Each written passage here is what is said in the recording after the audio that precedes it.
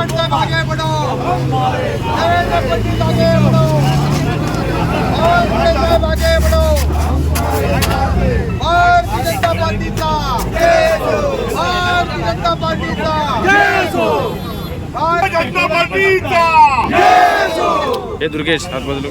रविंद्र चव्हाण साहब आगे बढ़ो, हम तुम्हारे साथ हैं, चव्हाण साहब आगे बढ़ो, हम तुम्हारे साथ हैं, चव्हाण साहब आगे बढ़ो, हम तुम्हारे साथ हैं। भारतीय जनता पार्टीचा भारतीय जनता तुमच्या पायी बाई होतात ना तुम्ही मंत्री, बाई होतात ना तुम्ही मंत्री, जेव्हा खाली का केळी संत्री, तेव्हा खाली का केळी संत्री, त्या जरा कोकणातल्या कामाची जंत्री हो बाई, त्या कोकणातल्या कामाची जंत्री हो बाई, हो बाई, हो बाई, तुमच्या स्वभावाला नाही हो हट्टी, तुमचा स्वभाव लय हट्टी, आता तोंडाला लावा चिकटपट्टी, आता कोणाला लावा चिकटपट्टी, जरा भाजपा बरोबर जरा करा गट्टी, जरा भाजपाबरोबर करा गट्टी, नाहीतर युतीची होईल तुमची हकलपट्टी, हो भाई भाजपची जरा गोड बोला, भाजपची जरा गोड बोला, तुमच्या पराभवासाठी आहे विरोधकांचा डोळा, आता ती स्वतःला समजवा आणि सांभाळा, आणि युतीचा धर्म जरा पाळा, लावा पट्टी, आम्ही हे प्रासंगिक आज रत्नागिरी जिल्हा भारतीय जनता पार्टीच्या वतीनं या ठिकाणी रामदास कदम यांचा निषेध करण्याकरता आम्ही एकत्र झालेलो आहोत। काल त्यांनी आमचे कोकणाचे नेते सन्माननीय बांधकाम मंत्री रवींद्र चव्हाण यांच्या संदर्भातली जी काही वक्तव्य केलं त्याचा तीव्र शब्दात आम्ही धिक्कार करतो। 85 सालामध्ये रामदास भाई तुम्ही या कोकणामध्ये आलात तेव्हा केशवराव भोसले साहेबांचा प्रचार करण्याकरता अपक्ष आला होता।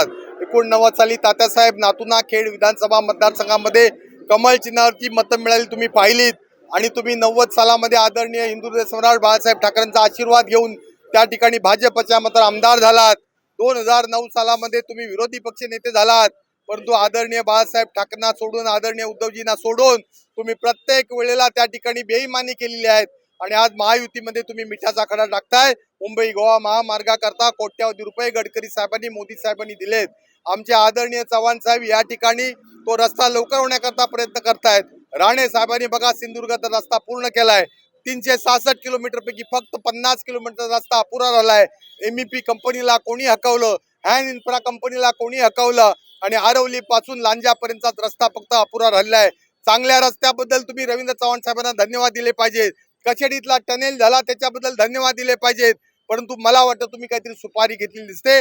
आज तुम्हीच त्या ठिकाणी केलेला जो वृद्धाश्रम आहे खेडमध्ये, मला वाटतं त्या ठिकाणी जाण्याची वेळ आले।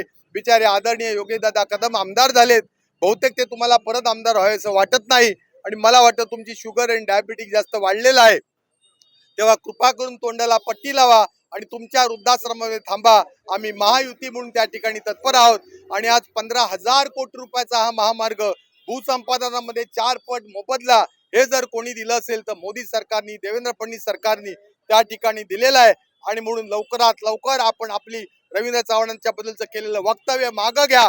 नौटंकी नव्हे, हा प्रामाणिकपणाचा आमचा प्रयत्न आहे, आणि म्हणून मी तुमचा या निमित्तानं धिक्कार या ठिकाणी करतोय। टाइम्स डिजिटलला लाईक करा, शेअर करा, सबस्क्राईब करा आणि बेल आयकॉन दाबायला विसरू नका। Times digital.